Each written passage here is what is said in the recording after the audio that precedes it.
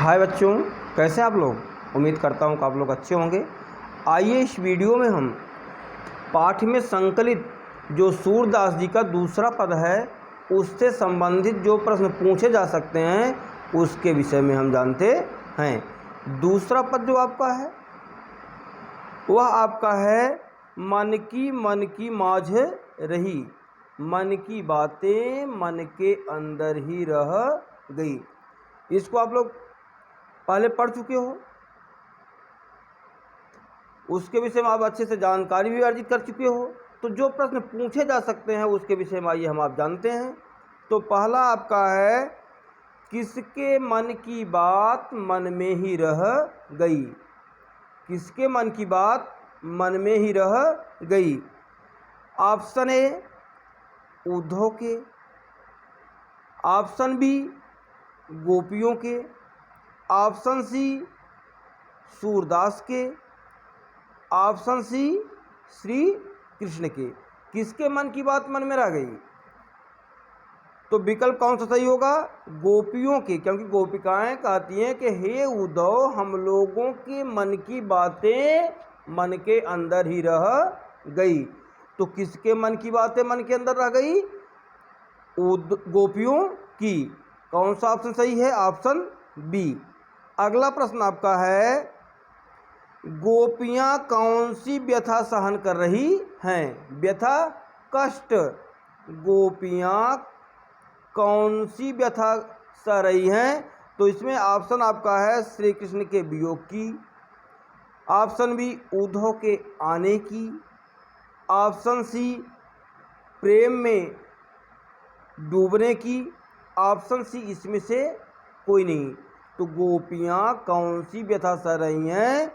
श्री कृष्ण के वियोग की, क्योंकि श्री कृष्ण उनके पास से मथुरा चले गए हैं, उन्हें श्री कृष्ण का वियोग है, जिसकी व्यथा में दिन रात वो लोग क्या हैं? कष्ट को सहन कर रही हैं। तो कौन सा ऑप्शन सही है? ए। गोपियां कौन सी व्यथा सहन कर रही हैं? श्री कृष्ण के वियोग की। अगला प्रश्न आपका है, किसे सुनकर गोपियों की विरहाग्नि बढ़ गई? किसे सुनकर गोपियों की विरहाग्नि बढ़ गई? ऐसा क्या सुना गोपियों ने जो कि उनकी विरह व्यथा और बढ़ गई? इसके लिए क्या ऑप्शन है? भ्रमर के गुंजन को सुनकर, ऑप्शन बी सूरदास के गीतों को सुनकर, ऑप्शन सी कृष्ण के योग संदेश को सुनकर, ऑप्शन डी इसमें से कोई नहीं। यानी क्या सुनकर के गोपियों की विरहाग्नि बढ़ गई? कृष्ण के योग संदेश को सुनकर। कौन सा ऑप्शन सही है? सी। अगला प्रश्न आपका है, गोपियां किस आशा में तन मन की व्यथा सह रही थी? गोपियां किस आशा से, किस उम्मीद से तन मन की व्यथा सह रही थी? ऑप्शन ए उद्धव के संदेश को सुनने की, ऑप्शन बी श्री कृष्ण के आगमन की, ऑप्शन सी दोनों सही हैं, ऑप्शन डी इसमें से कोई नहीं। तो उद्धव किस आशा में तन मन की व्यथा को सह रही हैं? श्री कृष्ण के आगमन की, क्योंकि गोपिकाओं को यह उम्मीद है कि श्री कृष्ण आएंगे और हम लोगों का कष्ट समाप्त होगा। इसी उम्मीद से वे शारीरिक मानसिक कष्ट को सह रही थी। इसमें कौन सा ऑप्शन सही था? बी। गोपियां किस आशा से तन मन की व्यथा सह रही थी? श्री कृष्ण के आगमन की आशा से। फिर काव्यांश में गोपियां कृष्ण को क्या उलाहना दे रही हैं? उलाहना मीन्स होता शिकवा, शिकायत। काव्यांश में गोपियां कृष्ण को क्या उलाहना दे रही हैं? ऑप्शन ए योग संदेश भेजने का, ऑप्शन बी स्वयं न आने का, ऑप्शन सी प्रेम की मर्यादा का पालन न करने का, ऑप्शन डी इसमें से कोई नहीं है। तो काव्यांश में गोपियां कृष्ण को क्या उलाहना दे रही हैं? प्रश्न में क्या है? काव्यांश में क्या है? गोपियां कृष्ण को क्या उलाहना दे रही हैं?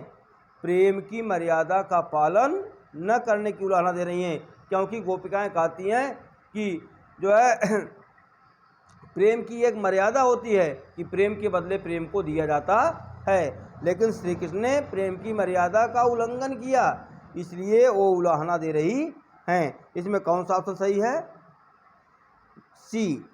काव्यांश में गोपियाँ कृष्ण को क्या उलाहना दे रही हैं? प्रेम की मर्यादा का पालन न करने की। फिर अगला आपका है मन की माझ रही। मन ही माझ रही, इसका अर्थ क्या है? यानी इस लाइन का अर्थ क्या है? मन ही माझ रही। इसमें ऑप्शन दिया गया है मन की दृढ़ता, मन की बात मन में ही रहना। फिर अगला सी आपका है मन का भेद, अगला मन का भाव या मन का पाप। तो इसमें ऑप्शन कौन सा सही है? मन की बात मन में ही रहना, यानी मन ही माझ रही का अर्थ क्या है? सही अर्थ क्या है? मन की बात मन में ही रहना। स्पष्ट है? तो इन प्रश्नों को आप अच्छे से तैयार कर लीजिएगा। समझने में कोई भी किसी भी प्रकार की कोई प्रॉब्लम हो तो आप लोग कमेंट कीजिएगा। वीडियो अच्छी लगी हो तो लाइक कीजिएगा, शेयर कीजिएगा, और बाकी के नोटिफिकेशन आपको अच्छे से मिलते रहें, इसके लिए चैनल को सब्सक्राइब कीजिएगा। हम 100% गारंटी लेते हैं कि अगर आप लोग इसी प्रकार से जुड़े रहेंगे तो निश्चित रूप से आने वाले परीक्षा में आप जो है 99 मार्क्स आसानी से प्राप्त कर सकते हैं। अगले वीडियो में आपसे फिर से मिलते हैं, तब तक के लिए बाय।